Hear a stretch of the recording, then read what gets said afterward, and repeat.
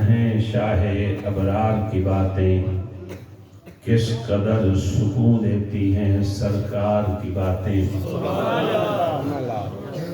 جی کرتا ہے کہ ہر آن کروں ذکر پیغمبر، جی کرتا ہے کہ ہر آن کروں ذکر پیغمبر، ہوتی رہیں ہمیشہ کونین کے سردار کی باتیں۔ معزز سامعین، حضرات، اکابر علماء کرام، میری آواز سے آپ اندازہ کر رہے ہیں کہ طبیعت جو ہے وہ ٹھیک نہیں۔ چند منٹ کی حاضری ہے، بیان تو حضرت کا ہوگا، جوان بھی ہیں، ہم تو بوڑھے ہو گئے۔ اب ادھر سے کوئی ٹھنڈی ہوا چلے تو فوری طور پر ہم متاثر ہو جاتے ہیں۔ اللہ کا لاکھ شکر ہے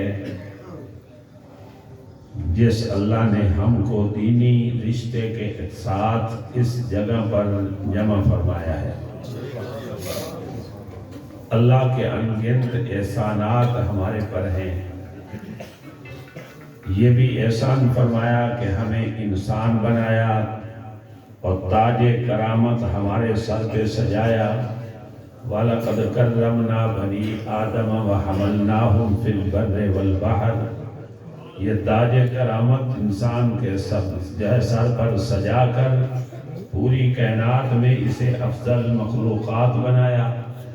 پھر بڑا احسان اس کا ہوا کہ اللہ نے ہمیں کلمہ نصیب کیا، اور پھر اس سے بڑھ کر یہ ہوا کہ اللہ رب العزت نے ہمیں خاتم الانبیاء محمد مصطفیٰ احمد مجتبی صلی اللہ علیہ وسلم کا بن مانگے امتی بنایا۔ سبحان اللہ، ذرا اونچی کہہ دو سبحان اللہ۔ آپ کے گلے کھلیں گے تو انشاءاللہ میرا بھی کھل جائے گا۔ سبحان اللہ۔ یہ ایسا انعام ہے، ایسا احسان ہے کہ جس کا ہم شکر نہیں ادا کر سکتے۔ اللہ نے خود فرما دیا ہے لَقَدْ مَنَّ اللَّهُ عَلَى الْمُؤْمِنِينَ إِذْ بَعَثَ فِيهِمْ رَسُولًا۔ محمد الرسول اللہ تمہیں دے کر میں نے تجھ پر احسان کیا ہے۔ اللہ فرماتے ہیں مومنوں پر احسان میرا ہو گیا، اور اس لیے کسی نے خوب کہا کہ ناز کر اپنی قسمت پہ اے نوع بشر، ناز کر اپنی قسمت پہ اے نوع بشر، تجھے مصطفیٰ مل گئے اور کیا چاہیے۔ کیا بات ہے، سبحان اللہ۔ میرے دوستو، ہماری کتنی خوش نصیبی ہے، حضرات انبیاء مانگتے چلے گئے اللہ آخری پیغمبر محمد کا امتی بنا دے۔ خاص کر موسیٰ کلیم علیہ السلام کی جو ہے یہ دعا موجود ہے، لیکن رب ذوالجلال نے فرمایا نہیں کلیم، تجھے اپنی ہم کلامی کا شرف دوں گا، نبوت بھی دوں گا، رسالت بھی دوں گا، تورات بھی دوں گا، پر جن کے حصے میں میں نے محمد کا امتی ہونا لکھ دیا ہے یہ انہی کو دوں گا۔ اور شاید کہ یہ بات آپ کو ابھی سمجھ میں نہیں آئی، میں بخاری شریف کے ایک واقعہ سے بات کو سمجھانا چاہتا ہوں۔ ایک غزوہ کے موقع پر غالباً غزوہ حوازن ہے، حوازن کے ساتھ جو ہے غزوہ احزاب، اسی موقع پر مال غنیمت جمع ہوا، جعرانہ میں جمع کیا گیا۔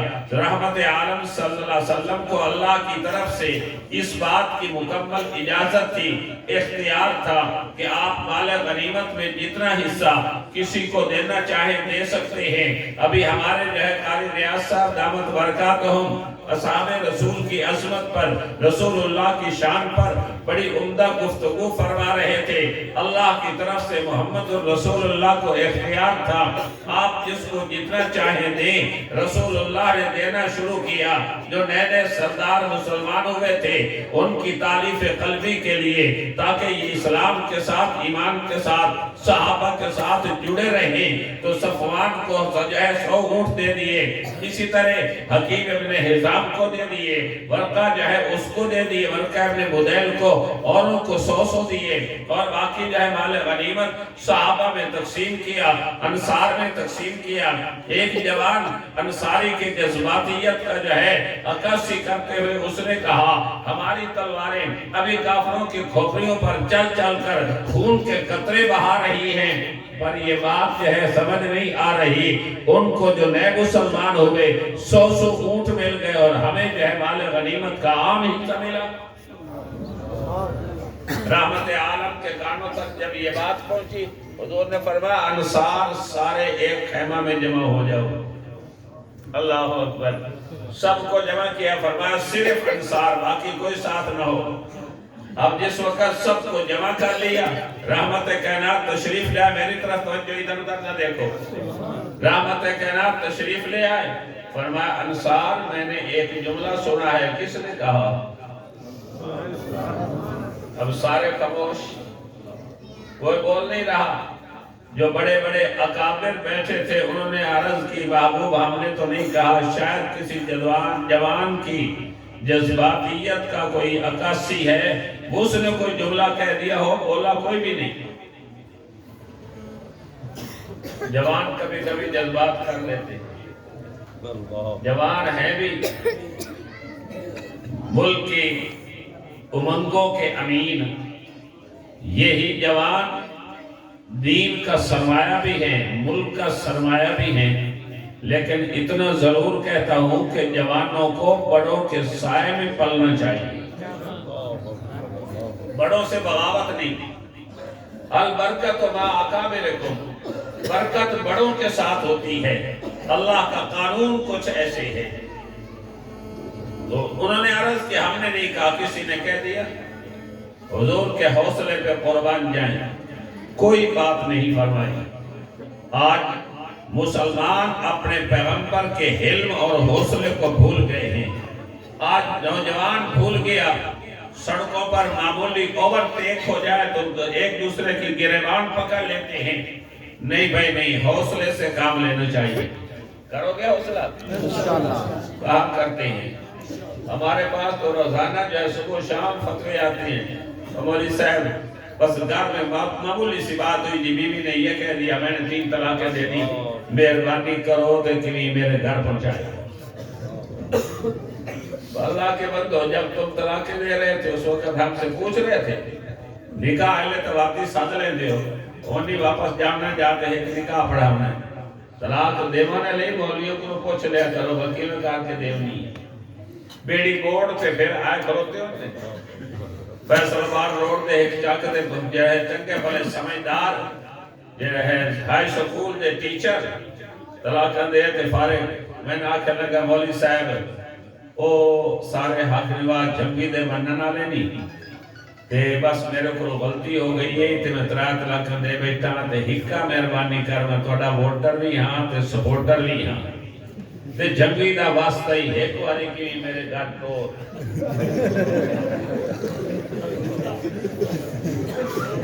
میں بڑا پریشان ہاں، چھوٹے چھوٹے بال ہیں، ہر شاید تو نہ سکتی ہے ہو گئے ہیں، گھر کھاؤں نم دیں۔ میں کہ سونی آتے میرے کوئی پوچھے آئی، جذباتیت ہے، یہ جذبات اچھے نہیں۔ جذبات تم نے لینے ہیں تو نبی کی عظمت، ناموس، ختم نبوت کی حفاظت کے لیے جذبات لے، تیرے ان جذبات کی اللہ کے ہاں بھی قدر ہوگی۔ جذبات لینے ہیں اصحاب رسول کی عزت کے لیے، عظمت کے لیے، امی عائشہ کی عفت کے لیے لے جذبات، اتر میدان میں اور ان پر جو ہے یہ کیچڑ اچھالنے والوں کو منہ توڑ جواب دے۔ تیرے ان جذبات کی اللہ کے ہاں بھی قدر ہے، محمد کے ہاں بھی قدر ہے۔ رحمت عالم نے فرمایا، توجہ ہے میری طرف؟